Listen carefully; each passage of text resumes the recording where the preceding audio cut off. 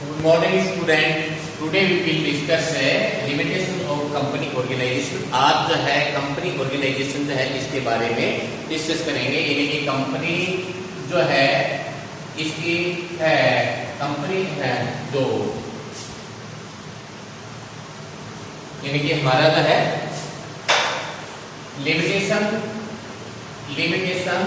Of a company organization, यानी कि company organisation की जो लिमिटेशंस हैं, सीमाएं जो हैं, कमियां जो हैं, उनके बारे में डिस्कस करेंगे। तो देखिए सबसे पहला जो पॉइंट है यानी कि वो है डिफिकल्टी इन फॉर्मेशन, यानी कि कंपनी को इस्टेब्लिशमेंट करने के लिए, कंपनी को फॉर्मेशन करने के लिए, कंपनी को स्टार्ट करने के लिए करा कि कुछ इस प्रकार की वेरियस टाइप की जो लीगल फॉर्मेलिटी जो है उनको फुलफिल करना होता है, और करा कि इसमें इस प्रकार की डिफिकल्टी जो है वो फेस करनी होती है।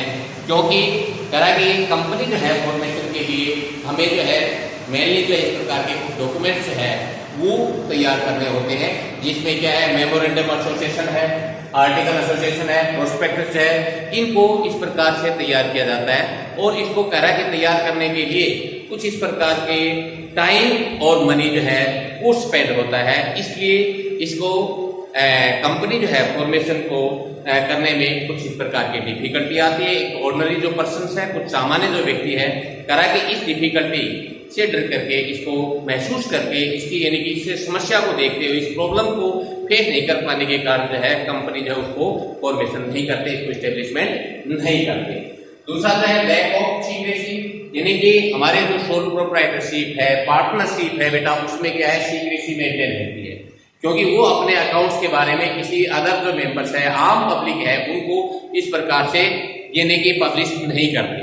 जबकि करा कि कंपनी जो है, कंपनी में मेनली जो है पब्लिक कंपनी जो है वो क्या करती है, अपने अकाउंट्स जो है एनुअल जो मीटिंग जो हमारे एनुअल रिपोर्ट है और अकाउंट्स जो है इनको रजिस्ट्रार ऑफिस में सबमिट करवाते हैं। और रजिस्ट्रार ऑफिस में यानी कि कोई भी any members any other person यानी कि अपनी जो प्रिस्क्राइब्ड फीस है वो डिपॉजिट करके और कंपनी की डिटेल जो है वो ले सकता है। और कह रहा है कि इस प्रकार हम कह सकते हैं कि बिजनेस को सक्सेसफुल रन करने के लिए, यानी कि बिजनेस की सक्सेसफुल बनाने के लिए कह रहा है कि हमें जो है सीक्रेसी जो है वो मेंटेन करनी जरूरी है। तो ये भी एक इसमें लिमिटेशन है। लैक ऑफ मोटिवेशन, क्या कह रहा है कि कंपनी फॉर्मेशन जो है इसकी एक लिमिटेशन ये है कि लैक ऑफ मोटिवेशन, यानी कि इसमें प्रेरणा का अभाव है। क्यों होता है? क्योंकि सोल प्रोप्राइटरशिप और पार्टनरशिप में जितनी भी इनकम होती है, जितना भी प्रॉफिट होता है, वो कह रहा है कि किसके पास, यानी कि डायरेक्ट जो है ओनर्स जो है उसकी पॉकेट में जाता है। परंतु कह रहा है कि कंपनी में जो शेयर होल्डर है ये कह रहा है कि डिफरेंट एरिया में स्प्रेड होते हैं, बिखरे हुए होते हैं, डिस्टेंस प्लेसेज होती है, तो कह रहा है कि वो कंपनी को यानी कि मैनेजिंग नहीं कर सकते। तो इसलिए क्या करते हैं, शेयर होल्डर जो है वो अपने जो मैनेजिंग कमेटी है, जो रिप्रेजेंटेटिव है, उनको इलेक्ट करते हैं, उनको चुनते हैं। और कह रहा है कि जो इस प्रकार का जो रिप्रेजेंटेटिव जो पर्सन होता है, जो मैनेजर्स होता है, वो सैलरी पर्सन होता है, उनको मंथली जो है सैलरी मिलती है। इसलिए वो कह रहा है कि एक्स्ट्रा जो एफर्ट नहीं करता, और इस वजह से इसमें जो है एक लैक ऑफ मोटिवेशन होता है, यानी कि प्रेरणा का अभाव होता है। जबकि सोल प्रोप्राइटरशिप और पार्टनरशिप में कह रहा है कि जितनी भी इनकम होती है वो ओनर्स की होती है, इसलिए कह रहा है कि इसमें इस प्रकार की लिमिटेशन जो है पाई जाती है।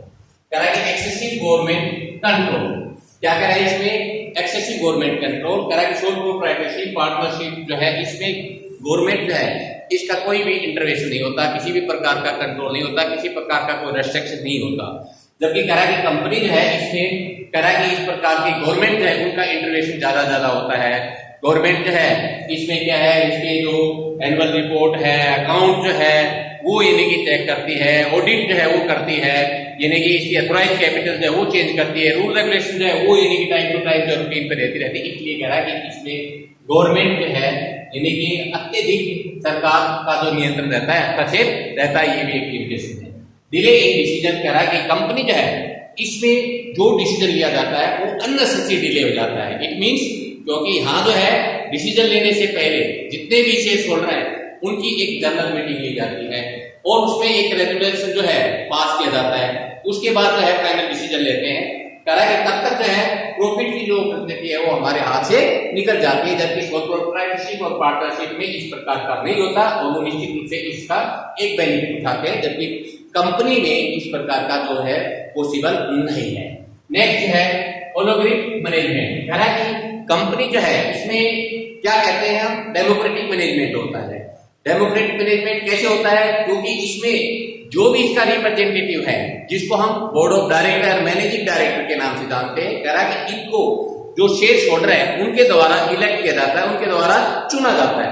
बट ये क्या है, ओनली आई वास, ये केवल क्या दिखावा है। क्यों? क्योंकि कह रहा है कि मोस्टली जो है इस प्रकार के शेयर होल्डर हैं जिनको यही नहीं पता कि कंपनी का हेड ऑफिस जो है कहाँ सिचुएटेड है, कौन से स्थान पर स्थापित है और कंपनी क्या कर रही है, क्या नहीं कर रही, इस बारे में उसको कोई नॉलेज नहीं होती। इसमें क्या होता है कि मेनली कुछ इस प्रकार के एक्टिव जो शेयर होल्डर है वही इनमें इन्वॉल्वमेंट होते हैं और वही मैनेजिंग कमेटी जो है उनको इलेक्ट करते हैं। इसलिए कह रहा है कि ये इसमें केवल आल तांत्रिक जो प्रबंध होता है, कुछ लोगों का ही मैनेजमेंट होता है, आम जो जनरल शेयर होल्डर है उनको इस प्रकार की नॉलेज नहीं होती। कह रहा है कि कॉन्फ्लिक्ट अमंग इन्वेस्टर, यहाँ जो है यानी कि कंपनी जो है इसमें जो इन्वेस्टर होते हैं, कह रहा है कि मोस्टली जो मेनली जो है इन इन्वेस्टर में आपस में रेगुलरली जो है एक कॉन्फ्लिक्ट होता है, एक झगड़ा रहता है, एक संघर्ष बना रहता है। इसमें कह रहा है कि मेनली जो है इसको हमने टू पार्ट्स में, टू कैटेगरी में डिवाइड किया है। नंबर एक जो है वो क्या होता है, शेयर होल्डर। क्या होता है बेटा, शेयर होल्डर, ठीक है। दूसरा जो है वो डिवेंचर, ये है डिवेंचर। शेयर होल्डर और डिवेंचर ये मेनली दो इन्वेस्टर होते हैं। कह रहा है कि जो शेयर होल्डर है वो चाहते हैं कि रेगुलर बेसिस पर उनको जो है अच्छा जो डिविडेंड है, ज्यादा डिविडेंड है वो दिया जाए, जबकि कह रहा है कि डिवेंचर होल्डर है वो चाहते हैं कि ज्यादा पैसा जो है वो रिजर्व में रखा जाए। किसमें रखा जाए, रिजर्व में रखा जाए। इस बेसिस पर हम कहते हैं कि जो शेयर होल्डर है, डिवेंचर्स है, मैनेजिंग कमेटी है, उनमें इस प्रकार का एक रूटीन में एक रेगुलर जो है कॉन्फ्लिक्ट बना रहता है, जो कि एक कंपनी ऑर्गेनाइजेशन के लिए एक एडवर्स इफेक्ट पड़ता है। इसका रिजल्ट जो है उसके ऊपर एक एडवर्स इफेक्ट पड़ता है। कुछ इस प्रकार के बेसिक पॉइंट थे जिनके बारे में हम कंपनी जो है इसके एडवांटेज होते हुए भी इसमें कुछ इस प्रकार की लिमिटेशन जो है वो अवेलेबल होती है, यानी कि लिमिटेशन जो है वो पाई जाती है। तो बेटा ये आज जो है हम यानी कि इसकी लिमिटेशन जो है इनके बारे में डिस्कस करें।